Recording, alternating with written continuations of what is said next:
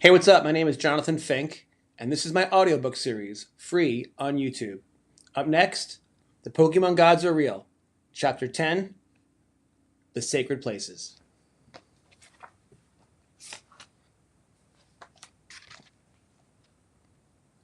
Every enduring religion is shaped not only by belief, but by geography. Sacredness, across cultures and centuries, has always attached itself to spaces where the invisible feels momentarily tangible, where rituals gather meaning, and where individuals sense themselves part of something larger. Pokemon, though lacking ancient temples or towering sanctuaries, has developed its own landscape of holy ground. Its sacred places are not marked by architecture, but by memory, emotion, and shared experience.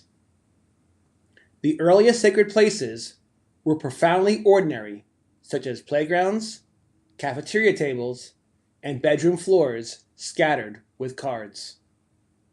Yet, within these unremarkable settings, something extraordinary occurred. Binders were opened with reverence, their plastic sleeves reflecting sunlight like illuminated manuscripts. Packs were handled with care, passed between friends with anticipation. Conversations unfolded in hushed tones or explosive excitement, as though the cardboard itself carried consequence. These were not merely locations of play, they were the final chapels of belief, where wonder took root. A patch of blacktop became a marketplace of relics. A lunch table transformed into a battleground of strategy and imagination. A bedroom floor became a private shrine where cards were sorted, admired, reorganized, and treasured.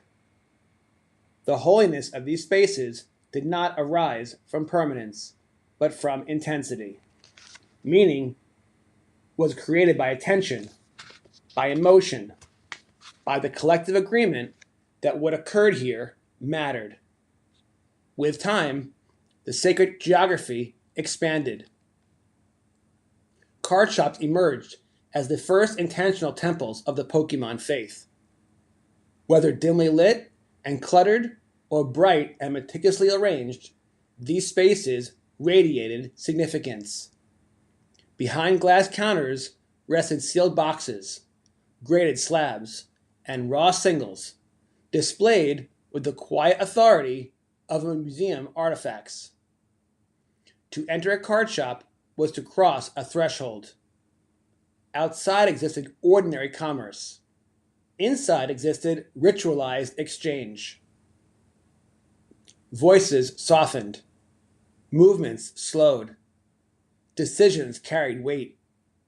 Shop owners presided as guardians of both inventory and culture, their judgments shaping trades, disputes, and communal norms. For many believers, the first local card shop became a permanent memory, a space associated not simply with acquisition, but with belonging. It was where the hobby ceased to be solitary curiosity and became communal identity. Then came the great gathering spaces, such as convention halls, tournament venues, and regional shows. These became Pokemon's cathedrals, vast, buzzing environments where devotion manifested at scale. Thousands of collectors and players converged, each carrying binders, decks, and stories. The sensory experience was overwhelming. The murmur of negotiations, the sharp exclamations of surprise, the endless visual field of cards and displays. Energy accumulated within these spaces, amplified by shared purpose. For the uninitiated, a convention might resemble a marketplace. For the faithful, it feels unmistakably different. It is pilgrimage fulfilled, the realization that one's private passion is mirrored by countless others. Awe arises not only from rare relics, but from the recognition of community. Yet, Pokemon's sacred places are not confined to physical environments. The digital age has constructed vast virtual temples.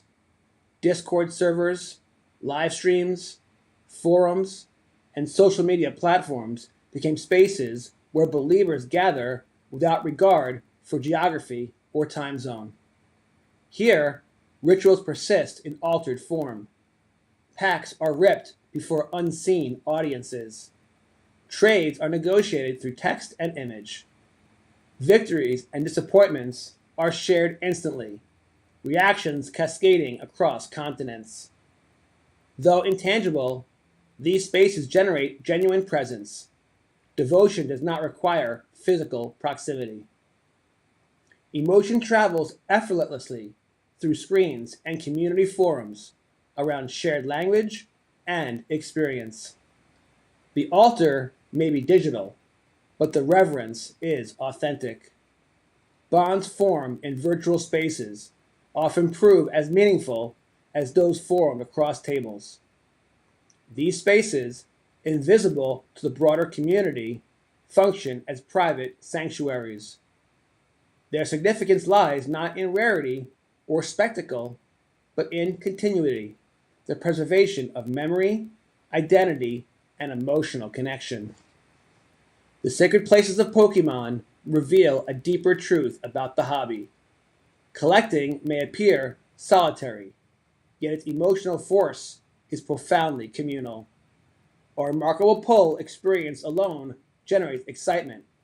The same moment witnessed in a shop, at a trade night, on a stream becomes something larger. Joy multiplies when shared. Meaning deepens when observed. Witness transforms experience into ritual. Community transforms ritual into faith. To step into a card shop, sit at a trade table, log into a live stream, or revisit a personal collection space is to participate in the religion of Pokemon. These actions, small and routine on the surface, carry divinity. One departs ordinary space, enters sacred space, and returns changed, however subtly, by the encounter.